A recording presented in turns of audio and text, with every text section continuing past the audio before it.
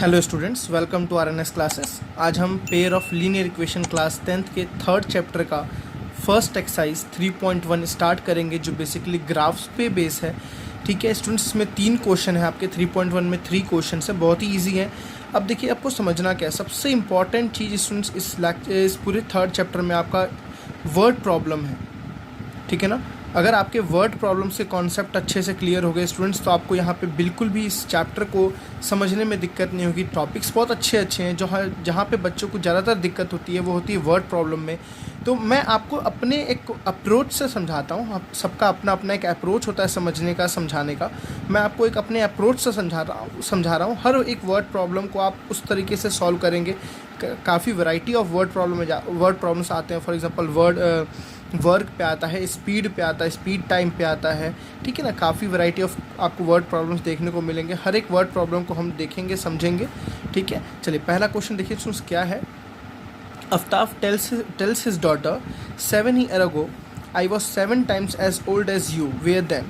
Also 3 years from now, I shall be 3 times as old as you will be. Represent this situation algebraically and graphically. मतलब मैं क्यों question इतना जल्दी पढ़ा, आपको इतना जल्दी पढ़ना नहीं है।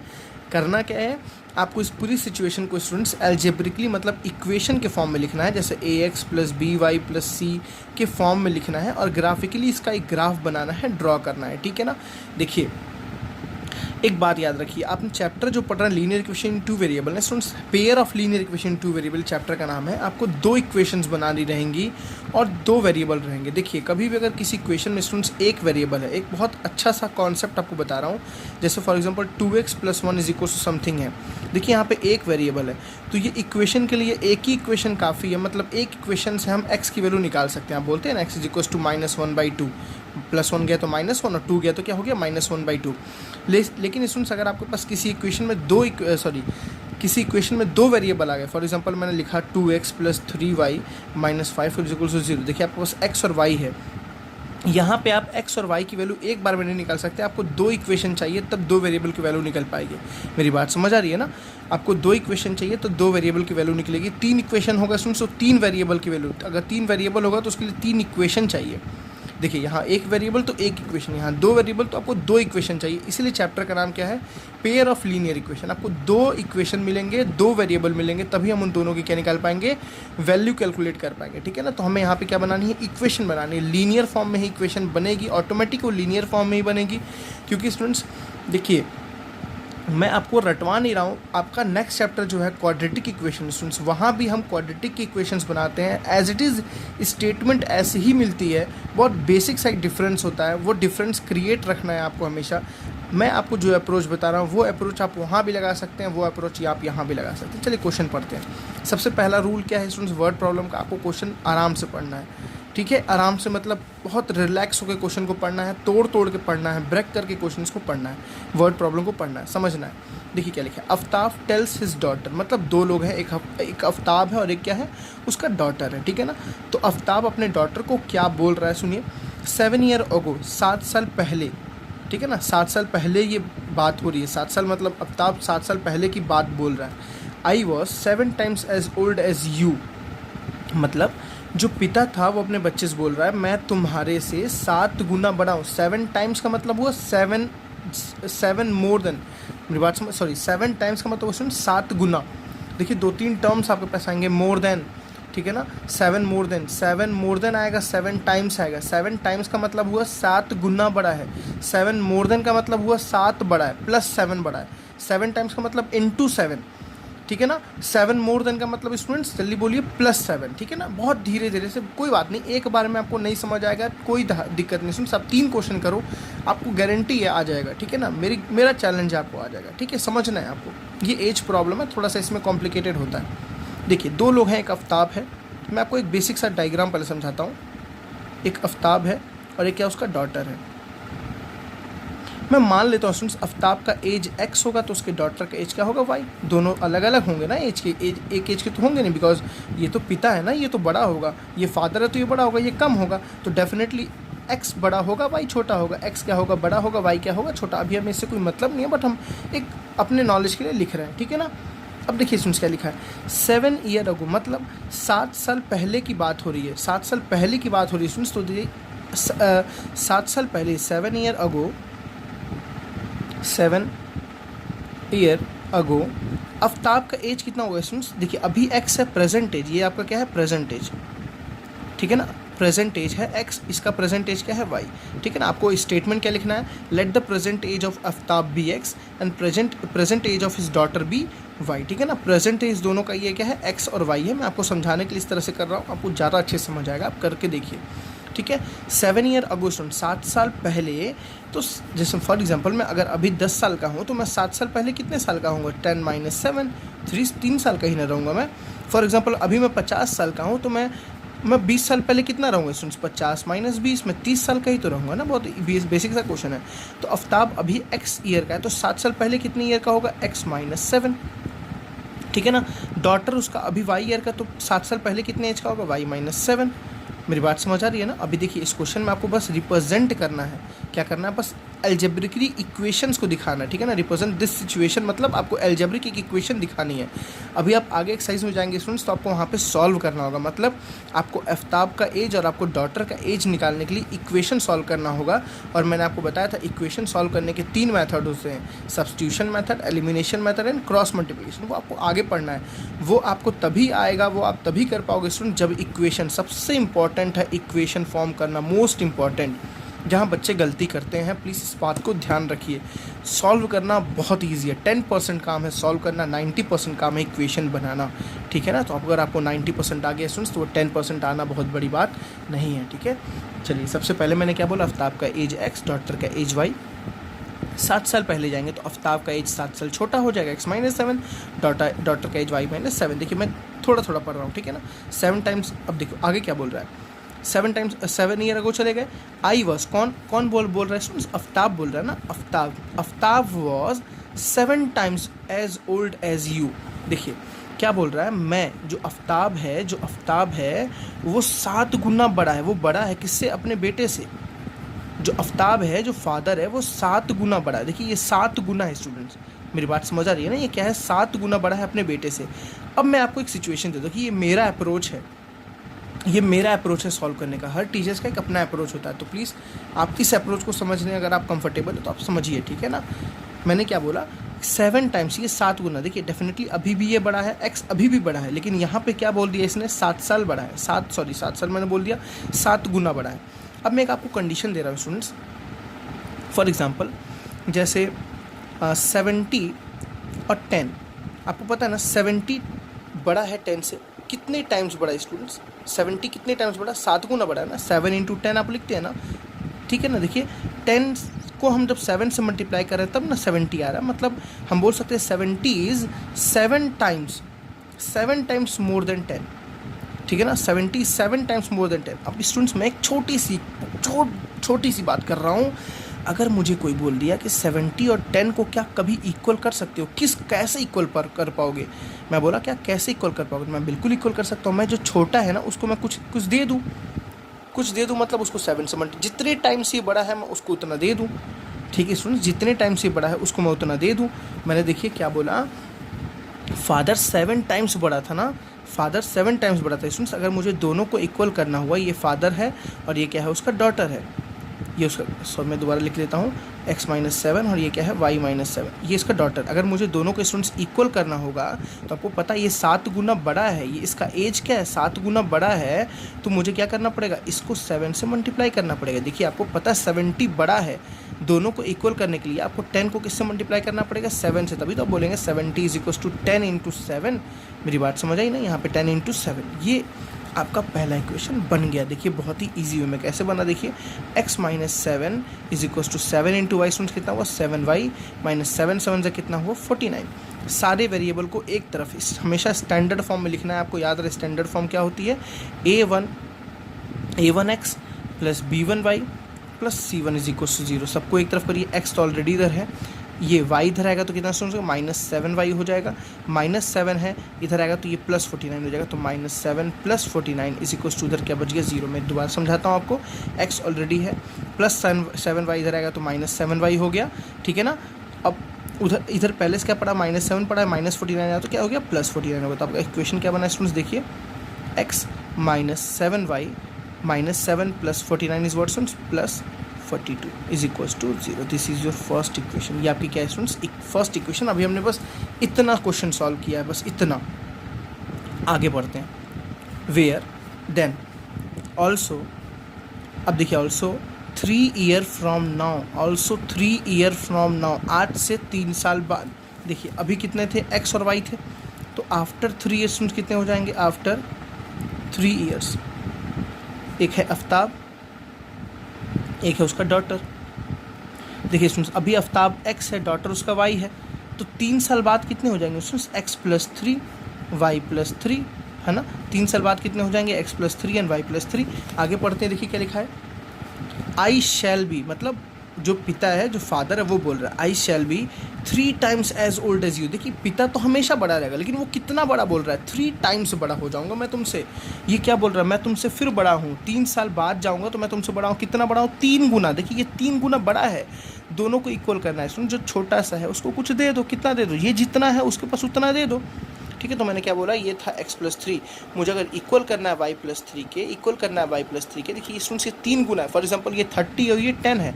देखिए 3 गुना है ना, तो मैं इसको क्या कर दूंगा, 3 से मल्टीप्लाई।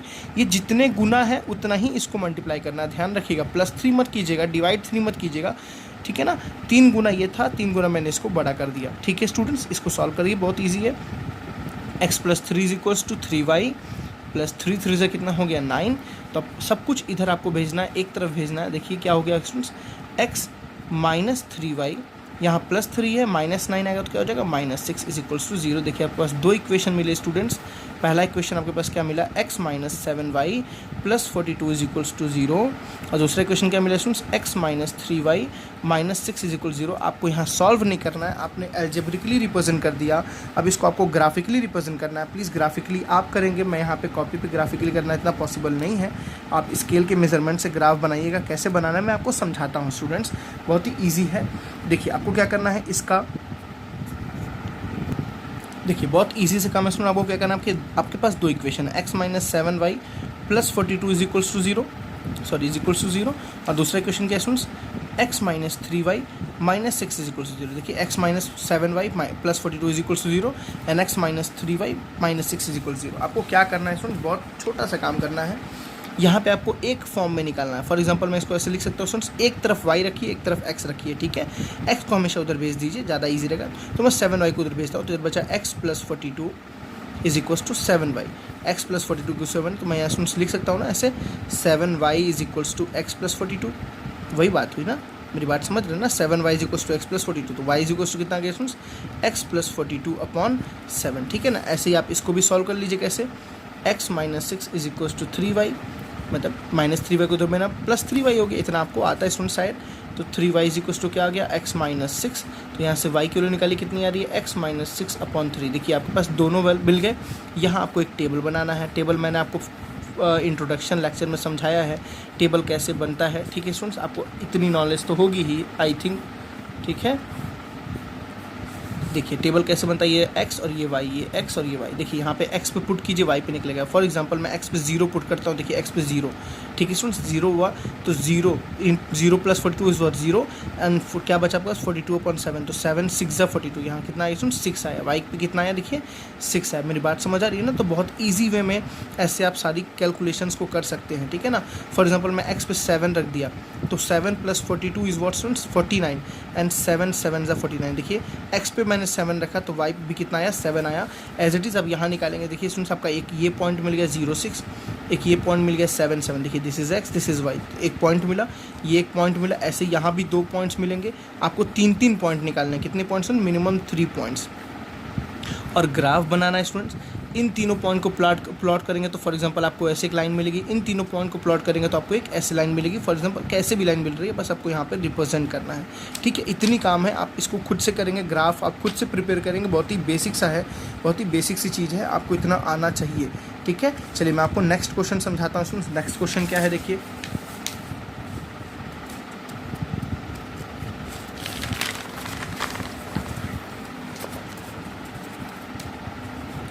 बहुत आराम से वर्ड प्रॉब्लम को पढ़ना है, ठीक है।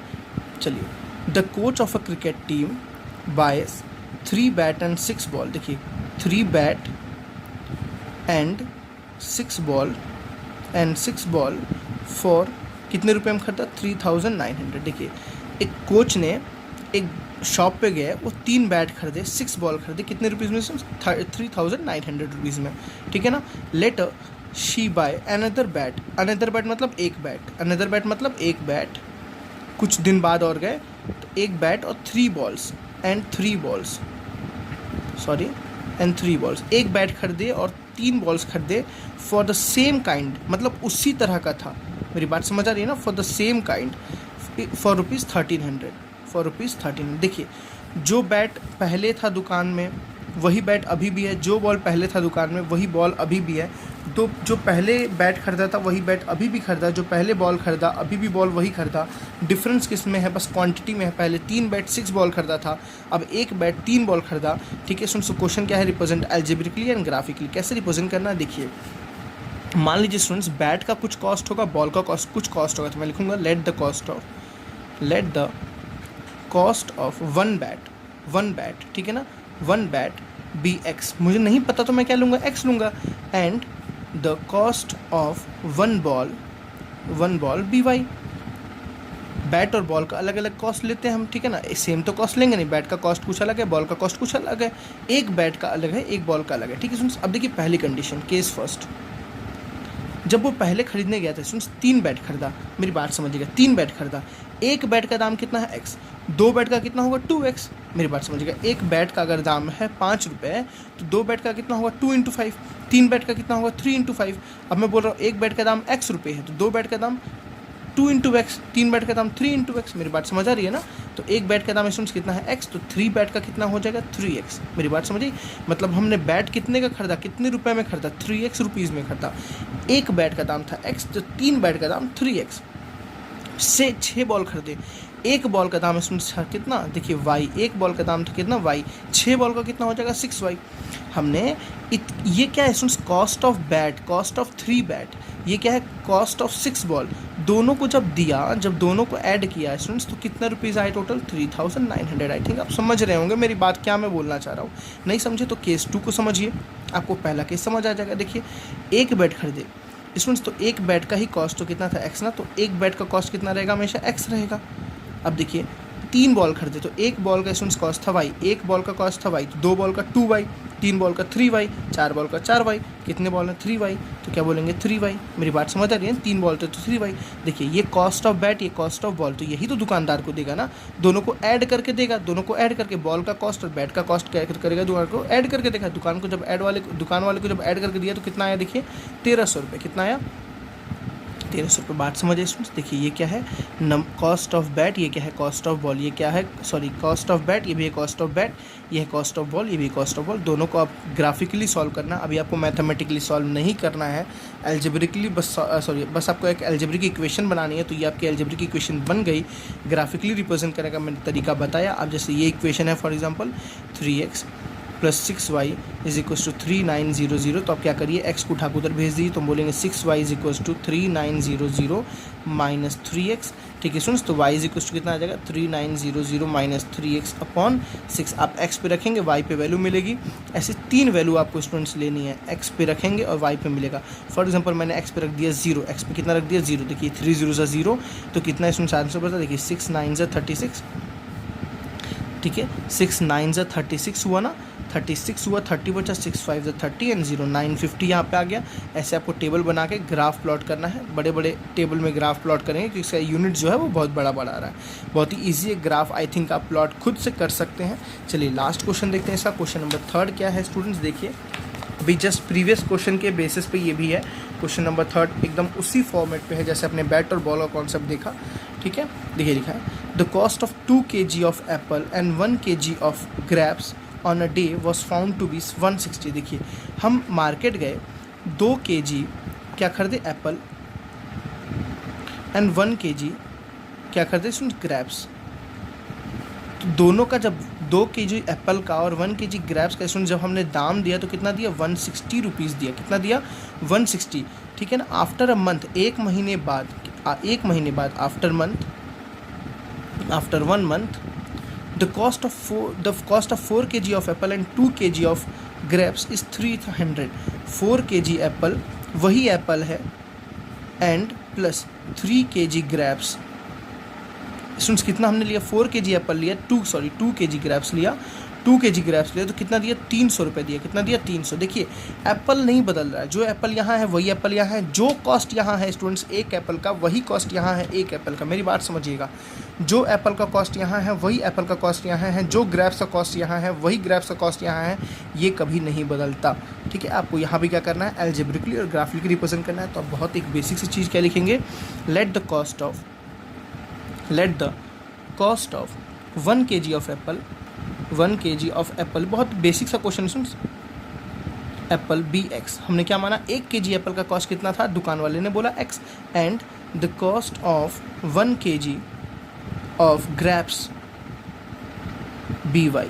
ठीक है स्टूडेंट्स, हमने क्या बोला, 1 kg एप्पल का कॉस्ट x है और 1 kg ग्रेप्स का कॉस्ट कितना है स्टूडेंट्स, y है। 1 kg एप्पल का कॉस्ट x है, 1 kg ग्रेप्स का कॉस्ट क्या है, y। देखिए पहली कंडीशन को हम लिखते हैं स्टूडेंट्स, समझते हैं पहली कंडीशन क्या थी, केस फर्स्ट। जब हम मार्केट गए हमने कितना kg एप्पल लिया स्टूडेंट्स, 2 किलो एप्पल लिया। अब देखिए 1 किलो एप्पल का दाम x था, तो 2 किलो का कितना होगा स्टूडेंट्स, 2x होगा ना, 2 किलो का कितना होगा, 2x होगा, समझिएगा। प्लस अब हमने 2x, ये क्या है, कॉस्ट आया ना, ये 2 kg एप्पल का हमने कॉस्ट दिया, ऐड कर लिया, हाँ इतना 2 kg एप्पल का कॉस्ट है, अब इसको देना है। ठीक है, ठीक। अब 1 kg ग्रेप्स दिया, 1 kg ग्रेप्स से कितना कॉस्ट है, y, हमने y देना है। 2 kg एप्पल का हमने कॉस्ट लिया, 1 kg ग्रेप्स का कॉस्ट लिया, दोनों को रखा और दुकान वाले को दे दिया। दुकान वाले कितना दिया स्टूडेंट्स, 160 रुपीज़ दिया। कितना दिया, 160। आप समझिए, एकदम आएगा समझ में, मेरी बात समझ। This is your first equation, linear equation in 2 variable. देखिए समझ आता रही है ना, ये क्या है, linear equation in 2 variable.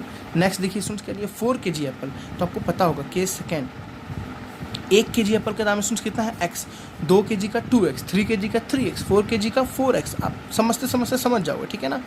Plus 2 kg of grapes, Apple लिया एंड ग्रेप्स भी लिया, इसलिए हम प्लस लगा रहे हैं, ठीक है ना, इसीलिए प्लस लगा रहे हैं। 2 kg ऑफ ग्रेप्स, तो 1 kg ग्रेप्स का दाम कितना है स्टूडेंट्स, y, तो 2 kg ऑफ ग्रेप्स का दाम कितना हो जाएगा, 2y। और टोटल हमने कितना पे किया students, 300 rupees. This is your second equation, solving by first and second equation. हम जब दोनों को सॉल्व करेंगे तो हमारे यहाँ से क्या कैलकुलेट हो जाएगी, x और y की वैल्यू कैलकुलेट होगी, बट आपको यहाँ पे कैलकुलेशन नहीं करना है, बस आपको रिप्रेजेंट करना था। अब स्टूडेंट्स इसको ग्राफिकली दिखाएंगे, ग्राफिकली आई थिंक आप कर लेंगे, आपको आता होगा। ठीक है, ग्राफिकली के questions exam point of view में अब नहीं आते हैं, ज़्यादातर क्वेश्चन नहीं आते ग्राफ के क्वेश्चंस इसमें, ठीक है, बट ग्राफ के कॉन्सेप्ट बहुत ही इंपॉर्टेंट होते हैं। आप जैसे 11th-12th में जाएंगे तो आपको देखेंगे ग्राफ्स पे कितने ज़्यादा कॉन्सेप्ट आते हैं। आपको याद ये रखना है कि लीनियर का ग्राफ हमेशा क्या बनता है, कि स्ट्रेट लाइन बनता है, ठीक है ना, जहाँ लाइन टकराए एक बार वहाँ वन सॉल्यूशन, एक के ऊपर एक तो इनफाइनाइट सॉल्यूशन, पैरेलल तो नो सॉल्यूशन, ठीक है ना। आपको इतनी बातें याद रखनी है। हमने एक और बात की थी students, when a1 upon a2 is not equals to b1 upon b2, तो मैंने यहाँ बोला था क्या, वन सॉल्यूशन, या यहाँ पे लाइन क्या थी, इंटरसेक्ट होती थी, ठीक है ना। और फिर बताया था a1 upon a2 is equals to b1 upon b2 is equals to c1 upon c2, तो यहाँ था इनफाइनाइट मैनी सॉल्यूशन। स्टूडेंट्स यहाँ पे लाइन क्या थी, एक के ऊपर एक कॉन्साइड करती थी, क्या करती थी, लाइन कॉन्साइड करती थी, ठीक है ना। यहाँ इंटरसेक्टिंग थी लाइंस, यहाँ क्या करती, कॉन्साइड करती थी। और स्टूडेंट्स जब a1 upon a2 is equals to b1 upon b2 is not equals to c1 upon c2 था, is not equal c1 upon c2 था, तो यहाँ हम बोलते थे नो सॉल्यूशन। लाइंस क्या थी, पैरेलल होती थी, लाइंस क्या थी, बहुत ही इंपॉर्टेंट है, ये सबसे ज़्यादा इंपॉर्टेंट टॉपिक है, यहाँ पे इसके क्वेश्चन ज़रूर आते हैं, ठीक है। आपको ये कभी भूलना नहीं है। जिसके सॉल्यूशन आते हैं हम उनको बोलते हैं कंसिस्टेंट, क्या बोलते हैं, कंसिस्टेंट। जिसके सॉल्यूशन नहीं आते उनको बोलते हैं इनकंसिस्टेंट, क्या बोलते हैं, इनकंसिस्टेंट। जिसके सॉल्यूशन आते हैं कंसिस्टेंट, जिसके सॉल्यूशन नहीं आते उसको बोलते हैं इनकंसिस्टेंट, ठीक है। इसको बोलते हैं वन सॉल्यूशन या यूनिक सॉल्यूशन, इसको बोलते हैं इनफाइनाइट नंबर ऑफ सॉल्यूशन या मैनी सॉल्यूशन, इसको बोलते हैं नो सॉल्यूशन। यहाँ पे लाइन इंटरसेक्ट करती है एट वन पॉइंट, तो वन सॉल्यूशन। यहाँ पे लाइन एक के ऊपर एक है कई सारे जगहों पर, तो यहाँ बोलते हैं infinite number of solution. Infinite points टकराते हैं तो इनफाइनाइट नंबर ऑफ सॉल्यूशन। यहाँ लाइन टकराई नहीं रही है, देखिए लाइन पैरेलल है, टकराएगी ही नहीं, तो नो सॉल्यूशन, एक भी सॉल्यूशन नहीं होगा, ठीक है। नेक्स्ट लेक्चर में इसके बारे में बात करना है, तो प्लीज़ पहले आप इंट्रोडक्शन को देख लीजिए स्टूडेंट्स, इस लेक्चर को कंप्लीट कर लीजिए। मज़ा आने वाला है नेक्स्ट लेक्चर से, क्योंकि आपको स्टेटमेंट्स क्वेश्चन सॉल्व करने हैं। थोड़ी सी टफ लेवल की पढ़ाई पढ़ने में भी इंटरेस्ट लेना चाहिए, अच्छा लगना चाहिए, क्योंकि आप एक अच्छे लेवल पे पढ़ने जा रहे हैं, एक अच्छे अच्छे चीज़ को पढ़ने जा रहे हैं, तो आपको जब तक अंदर से इंटरेस्ट नहीं रहेगा स्टूडेंट्स, तो वो चीज़ आपको समझ भी नहीं आएगी। तो अंदर से इंटरेस्ट तब आता है जब आप खुश रहते हैं। तो खुश होके पढ़िए, उसको डिमोरलाइज़ होके मत पढ़िए। ये मत सोचिए कि वो नहीं आएगा, डेफिनेटली वो आएगा, मेहनत करेंगे तब आएगा। So thank you students, bye bye.